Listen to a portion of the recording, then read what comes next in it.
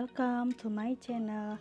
Hari ini kita akan membahas materi bahasa Inggris tentang to be, yaitu is, am, are, was, dan were.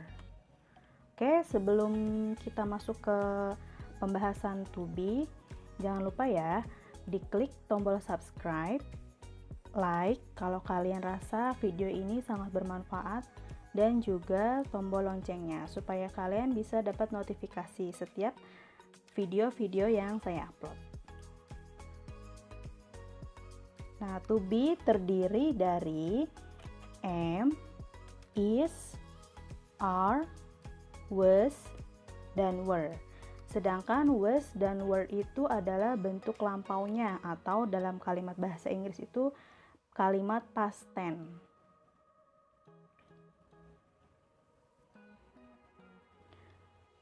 Nah, banyak yang mengartikan to be itu artinya adalah, padahal to be itu tidak mempunyai arti. Nah, to be digunakan sebagai penghubung antara subjek atau subjek dan predikat atau predicate.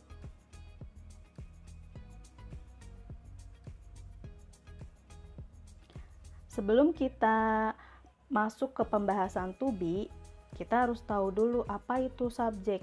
Nah, balik lagi ke yang sebelumnya, to be itu kan sebagai penghubung antara subjek dan predikat. Penghubung antara subjek dan predikat. Jadi kita harus tahu dulu apa sih subjek itu. Oke, subjek merupakan siapa atau apa yang melakukan suatu kegiatan atau aksi di dalam kalimat. Subjek dalam kalimat dapat berupa kata benda atau disebut juga noun, frasa kata benda atau disebut juga noun phrase, atau kata ganti pronoun. Nah, kita harus tahu juga apa itu contoh subjek atau subjek. Nah, ini adalah subjeknya, contoh-contoh dari subjek. Yang pertama ada I, artinya saya. He, dia laki-laki tunggal, contohnya father, brother, Budi, Hafiz, dan lain-lain. Selanjutnya ada she, yang artinya dia perempuan dan tunggal, hanya satu. Contohnya ada mother, sister, Nina, Aisyah. Nah, ada lagi it. It itu ditujukan untuk hewan ataupun benda yang tunggal. Nah, contohnya ini ada cat, kucing, rabbit, apple, atau yang lain-lain lagi yang jumlahnya tunggal. Nah, ada lagi they, yaitu mereka. Contohnya father and mother, Budi, Nina, and Hafiz. Selanjutnya ada we, artinya kami. Contohnya father, sister, and I, ayah, saudara perempuan, dan saya. Ada juga contohnya Aisyah and I, Aisyah dan saya. Dan selanjutnya you, kamu.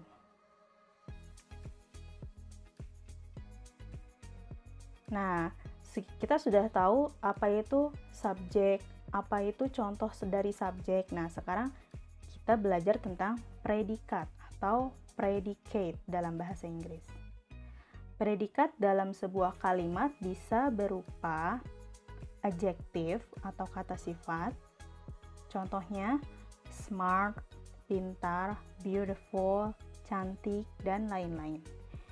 Predikat juga bisa berupa adverb atau kata keterangan.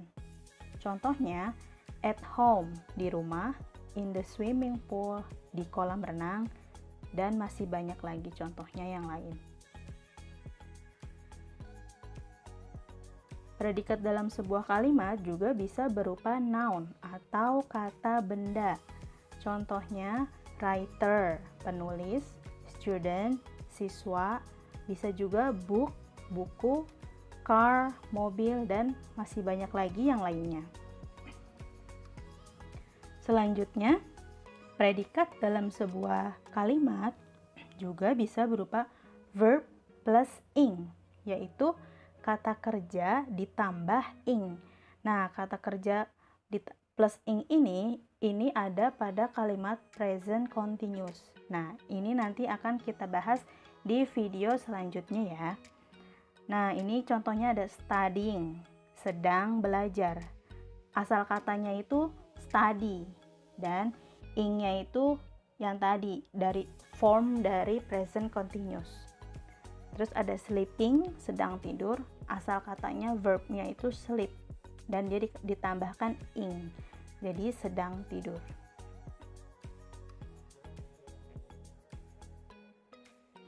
Nah, sekarang kita masuk ke pembahasan penggunaan to be. Kalau tadi kita sudah tahu apa itu subjek, apa itu predikat, sekarang kita melanjut ke materi penggunaan to be. Nah, di sini ada sebuah tabel ya. Di sini ada subjeknya, yaitu yang tadi sudah kita sebutkan ya. Nah, ini ada I, ada you, ada we atau they, ada he, she atau it, ada nama Aisyah, Andi and I, Abdullah, Aisyah and Budi. Nah, di sini adalah to be-nya. Nah, ini adalah to be-nya. To be-nya itu di sini ada dua nih, ada present dan ada past. Present itu yang masa sekarang, sedangkan past itu yang dulu, yang masa lalu. Tergantung kalimatnya, nanti kita pakainya yang present atau yang past. Nah, di sini ini seperti rumus gitu ya. Jadi kalau misalkan subjeknya I, sudah pasti untuk bentuk presentnya itu kita menggunakan to be-nya am. Ini. Nah, untuk pastnya, untuk masa lalunya, masa lampaunya kita gunakan was. Begitu juga dengan yang you. You di sini, nah ini you artinya kamu. Ketika kalimatnya adalah present, kita gunakan to be-nya are. Sedangkan untuk bentuk pastnya, bentuk masa lampaunya, kita gunakan were. Nah, untuk yang ini juga sama. We dan they, kita gunakan bentuk presentnya itu menggunakan to be-nya are. Sedangkan untuk bentuk lampaunya kita menggunakan to be-nya were. Jadi kalau misalkan subjeknya we, kita gunakan are. We are atau they are. Nah, untuk pastnya kita gunakan were. We were, they were, seperti itu.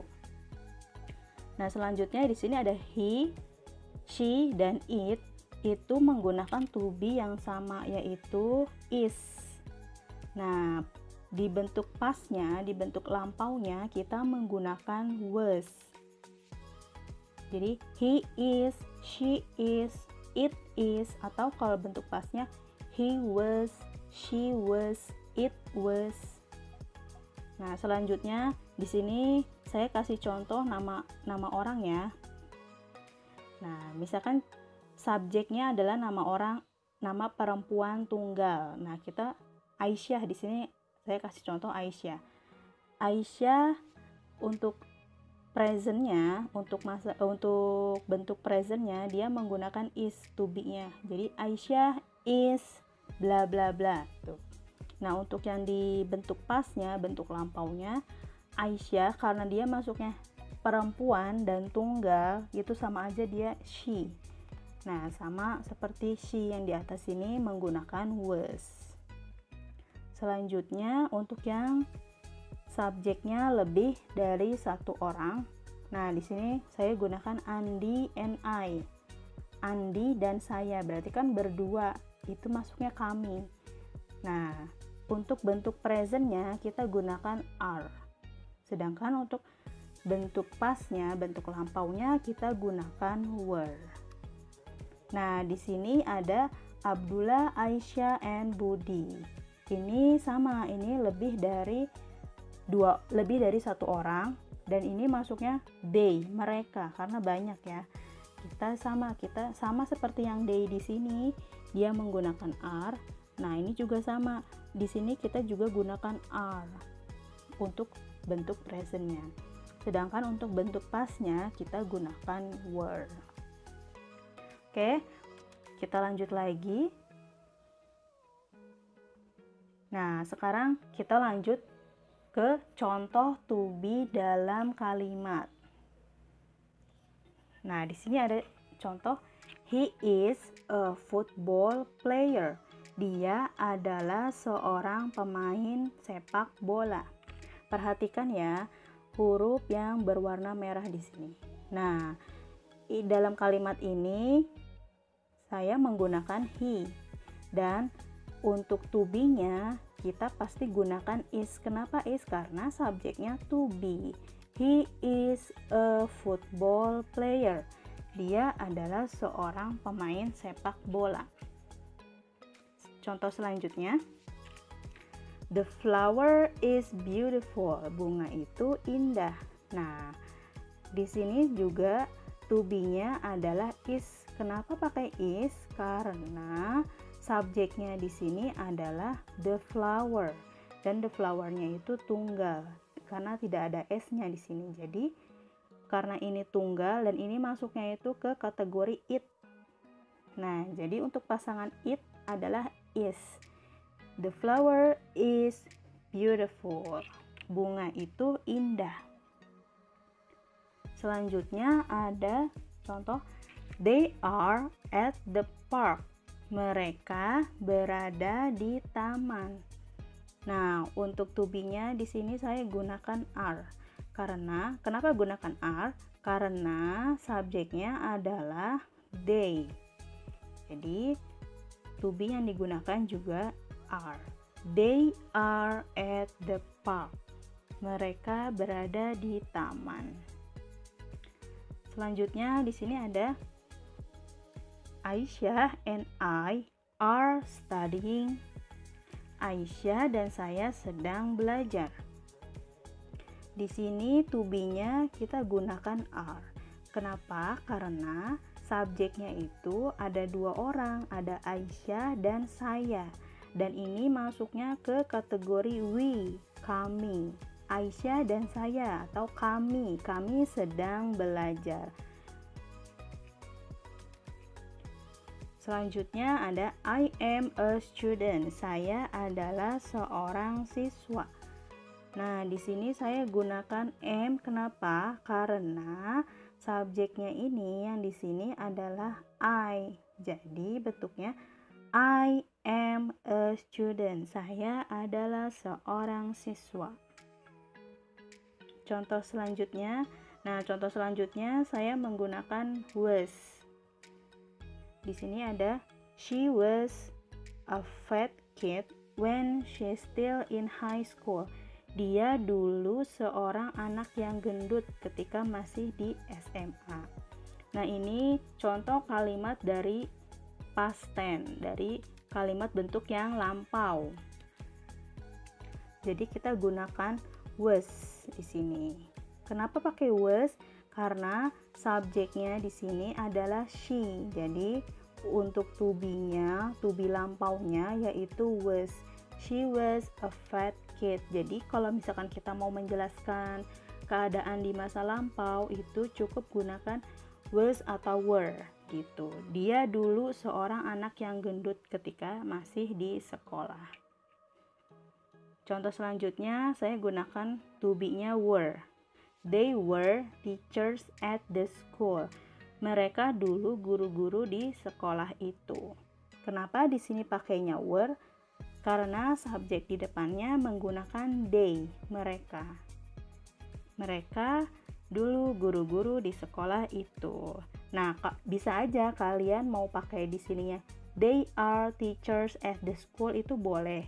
Berarti kalau misalkan were-nya di sini dirubah jadi are, dia bukan lagi artinya mereka dulu guru-guru di sekolah itu, tapi ketika ini menjadi they are teachers at the school, artinya berubah menjadi mereka adalah guru-guru di sekolah itu, yang artinya saat ini mereka masih jadi guru di sekolah itu. Sedangkan kalau pakai were, they were teachers at the school. Mereka dulu guru-guru di sekolah itu, yang artinya sekarang itu udah bukan guru-guru lagi di sekolah itu gitu. Itu ya bedanya menggunakan to be past tense dan to be yang present.